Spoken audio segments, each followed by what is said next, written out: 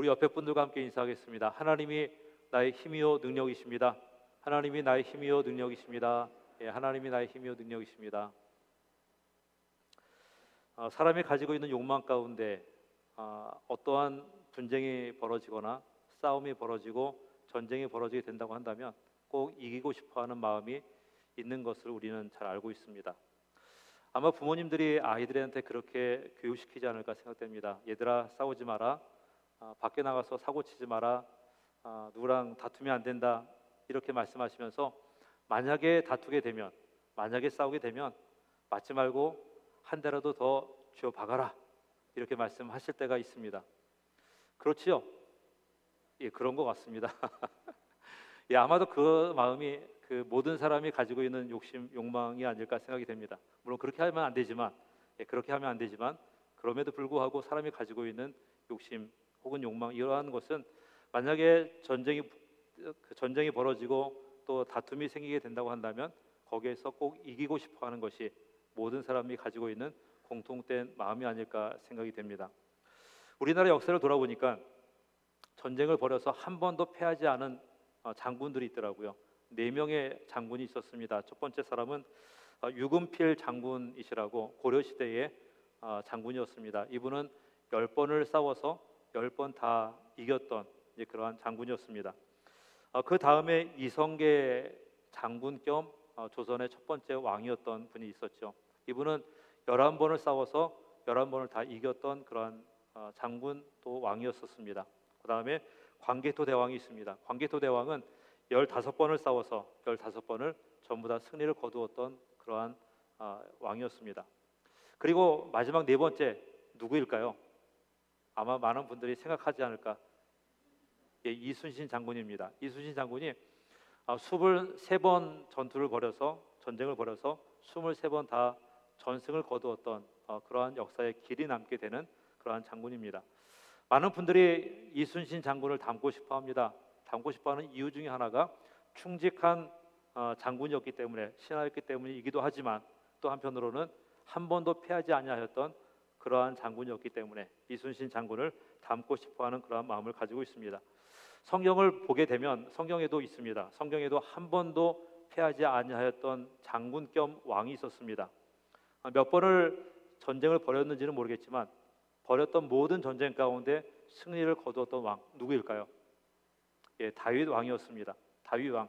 다윗 왕은요, 한 번도 패한 적이 없었던 그러한 장군 겸 왕이었고요.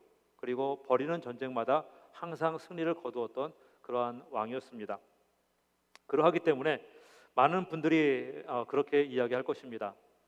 내가 다윗을 좋아하는 이유, 다윗을 닮고 싶어하는 이유, 하나님께 충성스러운 사람이기도 했었지만 또 한편으로는 한 번도 패하지 아니하였던 왕이었기 때문에 내가 다윗을 닮고 싶습니다. 이렇게 말씀하시는 분도 있는 것을 들을 수가 있습니다. 오늘 말씀을 보게 되면, 오늘 말씀이 포함되어져 있는 사무엘하 8장을 보게 되어지면 어떠한 내용을 기록하고 있냐면 다윗이 벌였던 전쟁에 대한 이야기를 기록을 합니다. 그런데 그 말씀들을 보게 되어지면 다윗이 계속해서 승리를 거두게 되는 이 장면에 대해서 이야기해 주고 있고요. 그리고 오늘 말씀을 포함한 사무엘하 8장 전체를 보게 되어지면 반복해서 표현되어져 있는 문구들이 있습니다. 어떠한 것이냐면 이렇게 이야기합니다. 다윗이 누구누구를 쳐서라고 하는 말이 계속해서 반복적으로 표현되어집니다. 다윗이 블레셋을 쳐서, 다윗이 암몬을 쳐서, 이렇게 다윗이 전쟁을 벌이게 되어지는 이 장면들이 계속해서 말로 표현되어지고 있고요. 그 다음에 두 번째는 뭐냐면 6절과 14절 말씀에 기록되어 있는데 뭐라고 기록되어지냐면 다윗이 어디로 가든지 여호와께서 이기게 하시니라, 이 말씀이 반복이 되어집니다. 다윗이 전쟁을 벌이는 것마다, 다윗이 싸움을 벌이는 그 현장마다 하나님께서 개입하셔서 이기게 하셨기 때문에 다윗이 승리를 거두었다라고 성경은 기록해 주고 있습니다. 그리고 나서 세 번째 반복되는 말이 무엇이냐면 전쟁에서 얻은 것을, 그러니까 다윗이 전쟁에서 얻은 것을 하나님께 드렸다라고 이렇게 말씀이 반복해서 표현되어지고 있습니다. 다윗이 치루었던 전쟁들, 이 말씀들을 정리해 보게 되어지면 다윗이 치루었던 이 전쟁들을 이길 수 있었던 이유, 거기에는 단 한 가지 이유가 있었습니다. 이것이 무엇이었냐면 하나님께서 이기게 하셨기 때문에 그렇다고 하는 것입니다. 다윗이 전쟁 가운데 유리한 상황이 있었기 때문이 아니라, 다윗이 전력이 우세했기 때문이 아니라, 모든 환경이 잘 갖춰져 있었기 때문이 아니라, 하나님께서 다윗을 승리케 하셨기 때문에 다윗이 승리를 얻었다라고 성경은 기록해 주고 있는 것입니다. 우리도 다윗과 같은 인생을 살아가기를 원하죠. 우리가 많은 전쟁을 벌이게 되는데, 그 전쟁 가운데 하나님께서 우리를 도우셔서, 하나님께서 역사하셔서 승리케 하는 그 은혜를 우리가 맛보기를 원하고요, 또 그러한 일들 가운데 살아가기를 원하는 것이 아마도 우리의 모습이 아닐까 생각이 되어집니다. 그런데 이러한 전쟁을 보게 되어지면 바로 하나님께서 개입하셨고 하나님께서 이루게 하셨던 이 모습을 우리가 성경을 통해서 발견하고 또한 보게 됩니다. 바로 전쟁이라고 하는 것이 하나님께 속해 있다고 하는 것이죠. 우리에게 속한 것이 아니라, 내가 가지고 있는 능력의 범주 안에 있는 것이 아니라 하나님께 속한 것이 전쟁이고요, 그러하기 때문에 하나님께서 이기게 하셔야만 이길 수 있는 것이 전쟁인 것을 우리에게 말씀해 주고 있습니다. 사무엘상 17장 47절 말씀에 보게 되면, 다윗이 골리앗 장군 앞에 섰을 때에 다윗이 이렇게 고백을 합니다. 전쟁은 여호와께 속한 것인즉. 이 말이 무엇입니까? 여호와께 속하였으니 하나님께서 나를 사용하셔서 이기게 하실 것이기 때문에 내가 이길 것이다, 승리할 것이다, 이것을 다윗은 이야기해 주고 있는 것입니다. 또한 역대하 20장 15절 말씀에 보면 유다 사람 아하시엘이 이야기하기를 전쟁은 하나님께 속한 것입니다 라고 이렇게 선포를 하고 있습니다. 즉 전쟁이 하나님께 속하였기 때문에 하나님께서 이기게 하셔야만 이길 수 있는 것, 승리할 수 있는 것, 이것이 우리가 치르는 전쟁인 것을 이야기해 주고 있습니다. 바로 하나님께서 다윗에게 이렇게 하신 것이죠. 다윗이 수많은 전쟁을 치루었는데 그 모든 전쟁 가운데에서 하나님께서 이기게 하셨기 때문에 다윗이 승리하게 되었던 것을 오늘 말씀은 기록해 주고 있고 이야기해 주고 있는 것입니다. 그러면 여기서 우리가 한 가지 궁금증을 가질 수가 있을 것 같습니다. 왜 하나님께서 다윗이 전쟁에서 승리하게 하셨을까라고 하는 것입니다. 그리고 또 한 가지 연계된 질문은 무엇이냐면, 하나님께서 승리하게 하실 수 있을 만큼 다윗이 가졌던 그 모습을 어떻게 마지막까지 유지해 갈 수 있었을까라고 하는 것입니다. 다시 한번 질문을 정리합니다. 다윗이 어떠한 모습을 가지고 있었기 때문에 하나님께서 다윗이 모든 전쟁에서 승리케 하셨을까라고 하는 질문과, 그 다음에 하나님께서 승리케 하셨던 그 모습을 다윗은 어떻게 마지막까지 지켜나갈 수 있었을까? 왜냐하면 다윗이 전쟁을 치루었던 것은 어떤 시기에만 치루었던 전쟁들이 아니라 다윗이 목숨을 다할 때까지, 즉 그의 생명이 다할 때까지 다윗은 끊임없이 전쟁을 치루었던 그러한 왕이었기 때문에 그렇습니다. 두 가지 질문 기억하시죠? 기억하시죠? 예, 좀 반응을 하시면 좋을 것 같아요. 기억하시죠? 예, 첫 번째 질문 뭡니까? 다윗이 어떠한 모습을 가지고 있었기에 하나님께서 다윗을 승리케 하셨을까? 이 질문과요, 그 다음에 두 번째 질문은 다윗이 가졌던 그 모습을 어떻게 마지막까지 유지해 갈 수 있었을까? 이 두 가지 질문을 우리에게 해봅니다. 다윗이 평탄치 아니하였던 삶을 살았던 것은 우리가 말씀을 통해서 잘 알고 있습니다. 다윗은 평탄치 못했던 삶을 살았습니다. 많은 고난을 겪었고요, 많은 어려움을 겪었습니다. 사울 왕으로부터 쫓김을 당하면서 그렇게 고통과 고난을 겪기도 했었고, 또 자신의 충실한 부하 장군이었던 우리아의 아내였던 밧세바를 범하게 되는 도덕적으로 치명적인 그러한 그 상처를 입게 되어지는 그러한 죄를 범하기도 했었던 그러한 사람이었습니다. 나중에 노년이 되어진 다음에 자신의 아들이었던 압살롬으로부터 반역을 받게 되고요, 그렇게 함을 통해서 도망자의 신세가 되어졌던 이러한 모습도 있었던 것이 바로 다윗의 삶이었고 다윗의 모습이었습니다.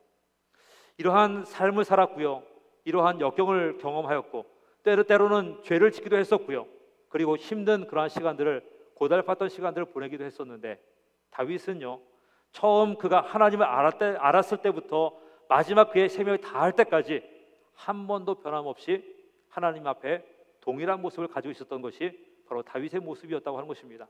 그러하기 때문에 사도행전 사도 바울의 이야기를 통해서 다윗은요, 하나님의 마음에 합한 사람이었고요, 그리고 마지막까지 생명이 다할 때까지 하나님께서 계속해서 승리케 하셨던 역사들을 경험했던 사람이 바로 다윗이었다고 하는 것입니다. 바로 이 모습들 가운데 다윗의 모습을 우리는 발견해야 되는데 어떠한 모습일까라고 하는 것입니다. 특히 오늘 읽었던 말씀이 포함되어져 있는 사무엘하 7장과 8장의 말씀을 보게 되면 그 세 부분으로 이 말씀들이 구성이 되어져 있는 것을 발견할 수가 있습니다. 사무엘하 7장과 8장입니다. 첫 번째 부분은 뭐냐면 하나님께서 다윗에게 말씀하시는 내용들이 기록되어져 있고요. 그 다음에 두 번째 부분은 그 말씀을 들었던 다윗이 하나님께 기도드리는 내용들이 두 번째 기록되어져 있습니다. 그 다음에 세 번째는 그렇게 기도했던 다윗에게 하나님께서 결과적으로 벌이는 전쟁마다 승리케 하셨던 그 결과들에 대한 내용들을 말씀 가운데 기록해 가고 있다고 하는 것입니다. 사무엘하 7장과 8장의 말씀 세 부분. 첫 번째 부분은 뭡니까? 첫 번째 부분은요? 뭡니까? 첫 번째 부분이요. 첫 번째 부분. 하나님께서 다윗에게 하시는 말씀을 기록하고 있고요. 두 번째 부분은 다윗이 하나님께 기도하는 내용을 기록하고 있습니다. 세 번째 부분은요. 기도하였던 다윗에게 하나님께서 어떻게 역사하셨는가 그 부분들이 전쟁을 치르는 과정들 가운데 결과들로 나타나게 되었다고 하는 것입니다.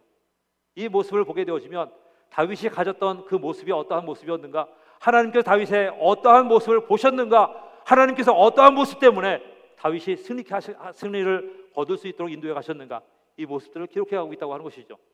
이 부분을 보게 되어지면 우리가 세 부분을 통해서 세 부분으로 나눠서 그 모습을 발견해 갈 수가 있습니다. 첫 번째 부분은 뭐냐면 다윗은요 하나님을 섬기는 마음을 가졌다는 것입니다. 따라하겠습니다. 다윗은 하나님을 섬기는 마음을 가졌습니다. 언제까지요? 죽을 때까지 그 마음을 가졌는데 오늘 읽었던 그 말씀을 포함해서 사무엘하 7장과 8장에 보게 되면 크게 두 가지의 모습 가운데 다윗이 하나님을 어떻게 섬겼는가 하는 내용들이 기록되어져 있습니다. 첫 번째 부분은 뭐냐면 자신이 궁전에 있을 때 그 궁전에 거하는 것을 민망히 여겼던 마음을 통해서 그 모습이 드러나게 됩니다. 사무엘하 7장 1절과 2절 말씀을 우리 같이 한번 보겠습니다.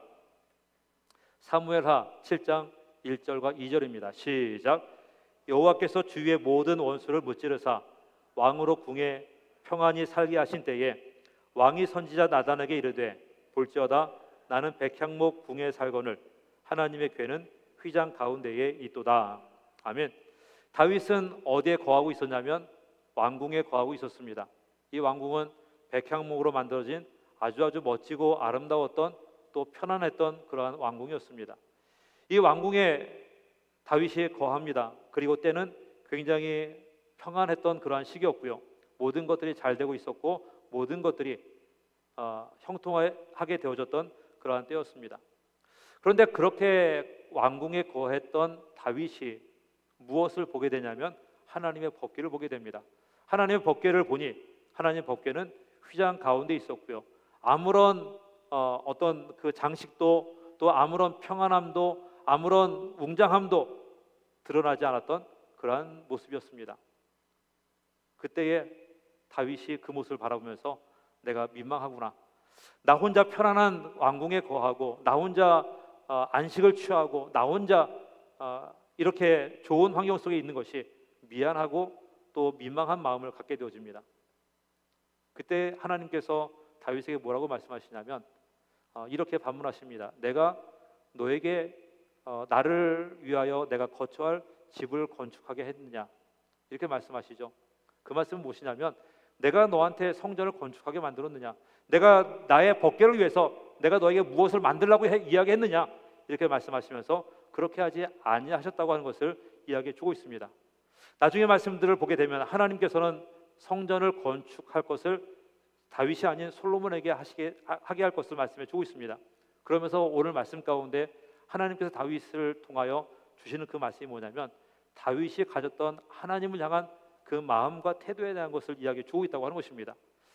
내가 편안한데 나 혼자 편안하게 있다 보니 하나님이 걸린 거예요. 하나님께서 어떤 건물을 지어놓았다고 해서 그 건물에 거하실 분이 아닌 것은 알고 있지만 하나님의 법궤가 거하는 그 장소가 아름다워야 하고 좋아야 하고 보기에 웅장해야 되는 그 모습을 자신의 거하고 있는 이 궁전과 비교해 볼 때에 초라하게 보였던 그 모습 가운데 민망히 여기는 그 마음을 다윗은 가지고 있었다고 하는 것입니다.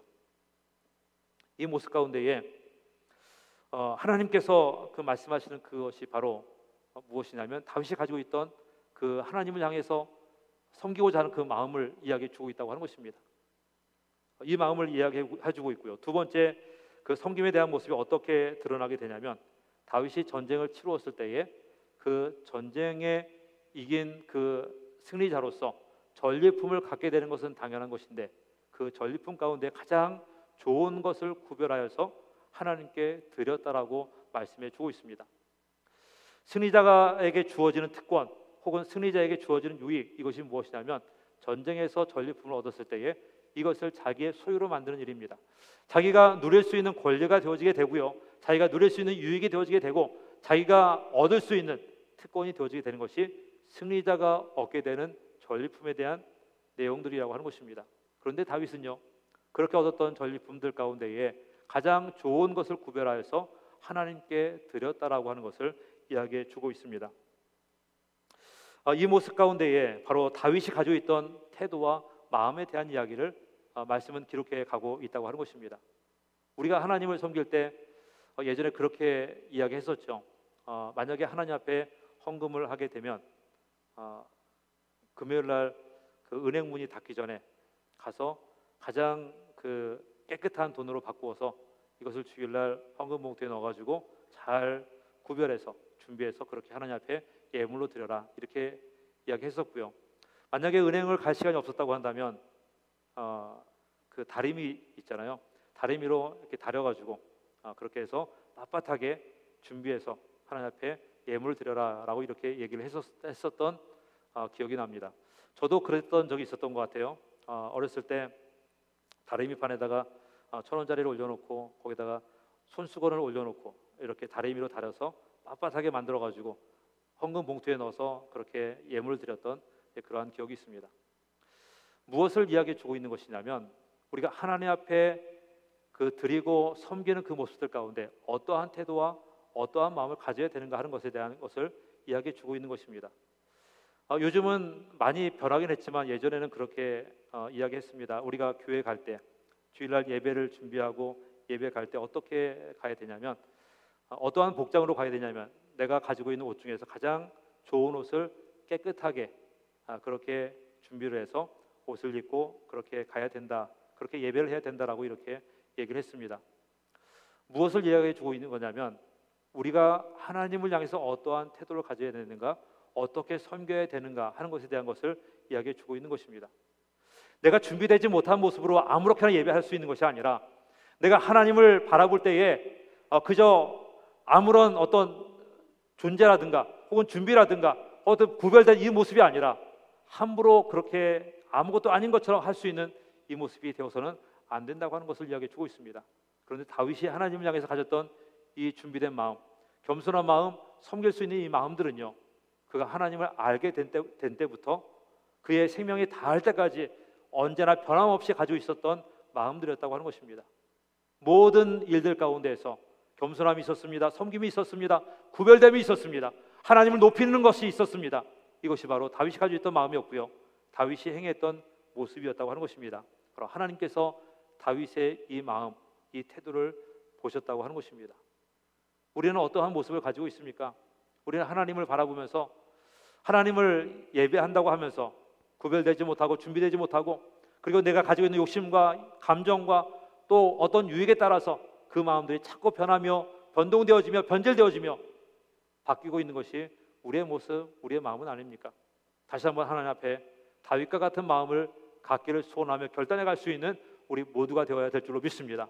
하나님을 향해서 준비되고 하나님을 섬기는 그 마음이, 그리고 구별된 그 마음이 우리가 주님을 섬길 때부터 마지막 우리의 생명이 다할 때까지 온전히 지켜나갈 수 있는 우리 모두가 되시기를 주님의 이름으로 축원을 드립니다. 두 번째는요, 다윗은 언제나 하나님의 주권을 인정했습니다. 우리 따라하겠습니다. 다윗은 언제나 하나님의 주권을 인정했습니다.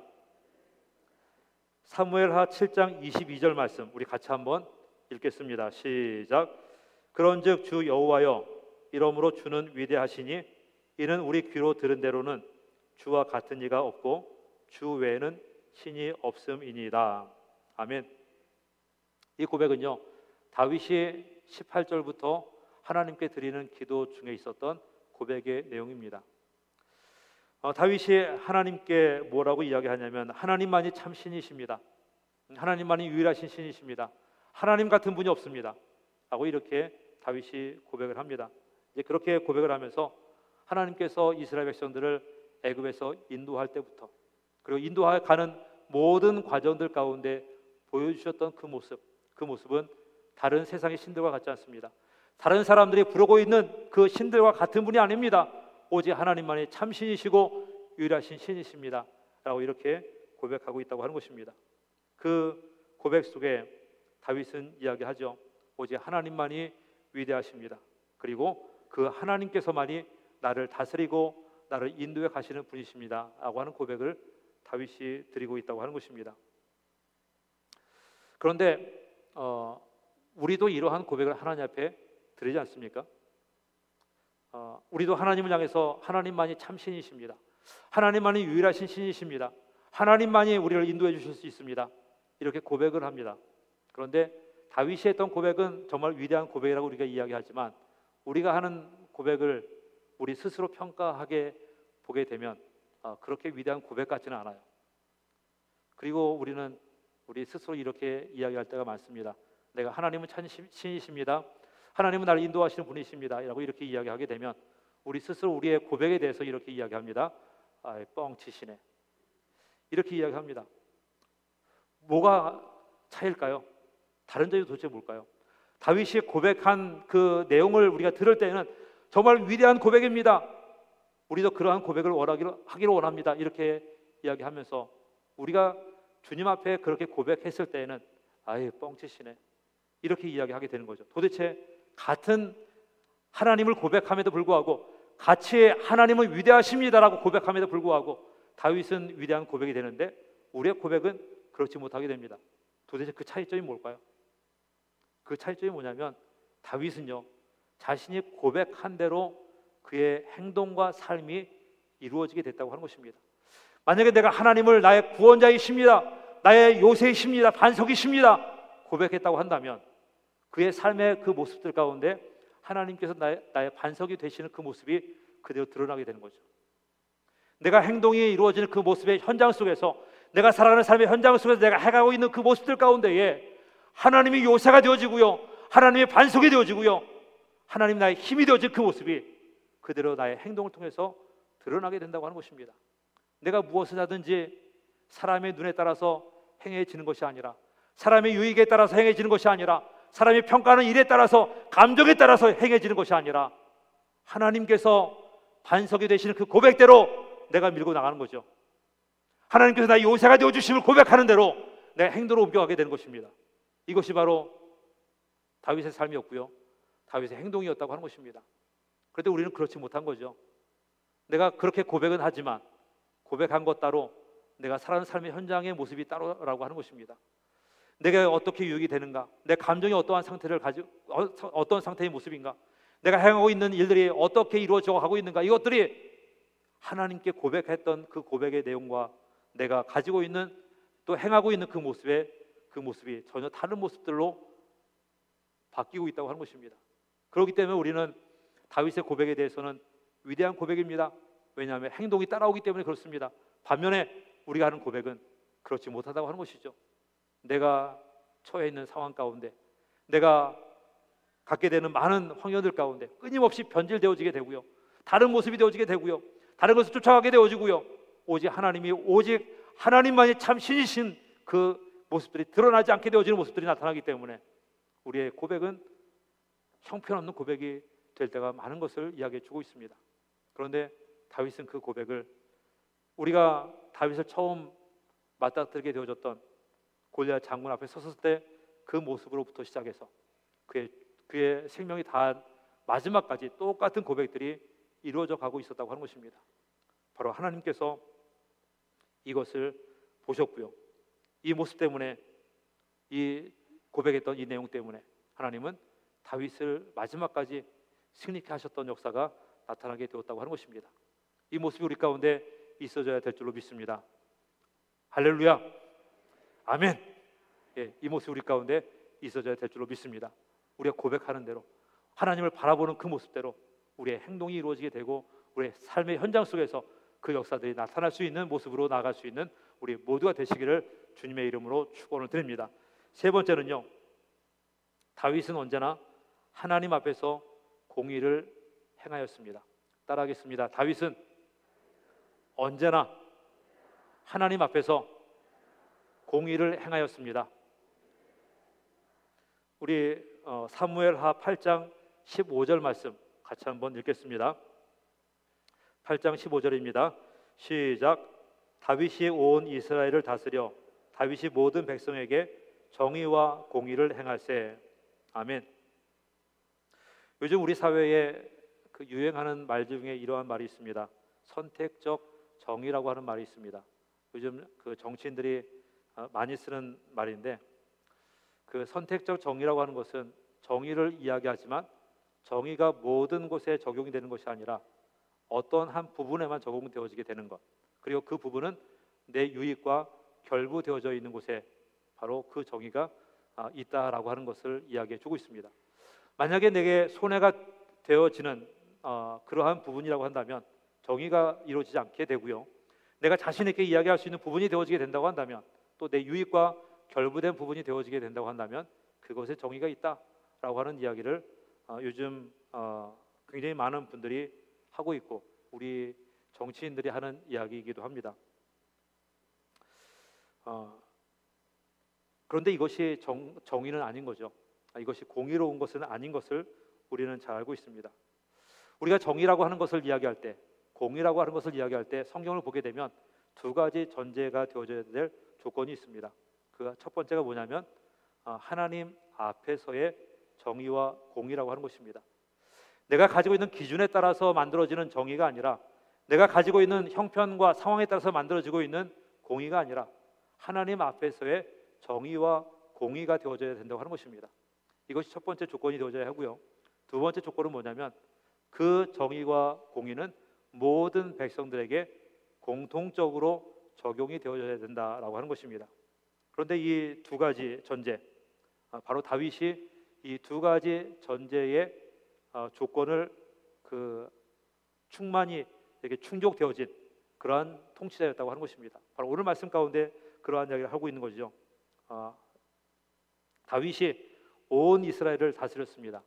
온 이스라엘을 다스렸습니다. 통치자가 되었습니다. 그리고 모든 백성에게 정의와 공의를 행하였다라고 기록을 합니다. 바로 이것이 하나님 앞에서 다윗이 행하였던 공의였고요, 정의였다고 하는 것입니다. 정치라고 하는 것,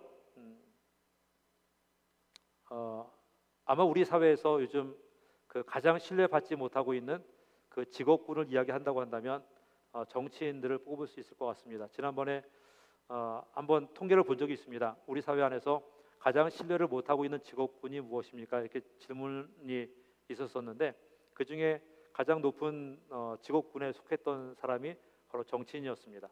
정치인들 하면은 우리 사회에서 현재로서는 가장 신뢰받지 못하는 직업군에 속하는 사람들, 이렇게 지금 많은 사람들이 인식을 하고 있습니다. 정치라고 하는 것, 정치는 필요한 것일까요? 필요하지 않은 것일까요? 예, 정치는 필요한 것입니다. 그리고 정치는요, 모든 관계를 맺어가는 곳에 있어야만 하는 것이고요, 있기도 한 것입니다.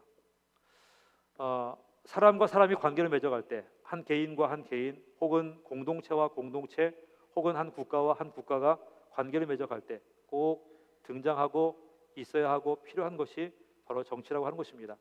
그런데 정치를 이야기할 때 두 가지 모습으로 정치를 우리가 구별할 수 있을 것 같습니다. 구분할 수 있을 것 같아요. 하나는 선한 정치. 이 선한 정치라고 하는 것은 개인에게 유익을 줄 수 있는 것이고 사람에게 국민에게 유익을 줄 수 있는 것이고 그다음에 국가에게 유익을 줄 수 있는 것이 되어야 하는 것, 이것이 선한 정치의 모습이고요. 반면에 나쁜 정치 혹은 더러운 정치, 이것은 무엇이냐면 국민에게도 유익을 주지 못하고 국가에게도 유익을 주지 못하게 되는 것. 즉 정치인들이 자신의 사료사욕에 잡혀서 자신의 욕심과 욕망을 추구하고 얻기 위해서 하는 정치, 이것이 바로 나쁜 정치 혹은 더러운 정치라고 이렇게 이야기하게 되어집니다. 더러운 정치를 하게 된다고 하는 것, 바로 의롭지 못한 것을 이야기하는 거죠. 공의롭지 못한 것을 이야기해 주고 있습니다. 반면에 선한 정치라고 하는 것은 공의로운 것을 이야기해 주고 있고 그리고 정의로운 것을 이야기해 주고 있다고 하는 것입니다. 오늘 말씀 가운데 다윗에 대해서 하고 있는 이야기가 뭐냐면, 다윗은 바로 선한 정치를 이루었던 사람이었고 그리고 하나님 앞에서 공의로운 사람일 뿐만 아니라 하나님 앞에서 공의로웠던 그 모습을 모든 백성들에게 동일하게 적용했던 그러한 사람이 바로 다윗이었던 것을 이야기해 주고 있습니다. 다윗은 이 모습을요, 어떤 한 시대에만 행했던 그러한 모습이 아니라 그가 정치를 시작한 이후부터, 통치자가 된 이후부터 그의 생명이 다할 때까지의 모습 가운데에 있었던 것을 성경은 기록해 주고 있었다고 하는 것입니다. 다윗은 그가 치르는 모든 전쟁에서 승리를 거두었던 사람이었습니다.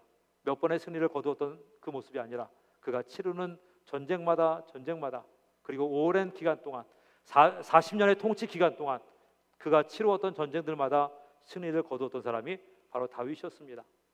그렇게 승리를 거두었던 이유를 오늘 말씀 가운데 6절에 기록하기를, 그리고 16절 말씀에 기록하기를 하나님께서 승리케 하셨다라고 말씀해 주고 있습니다.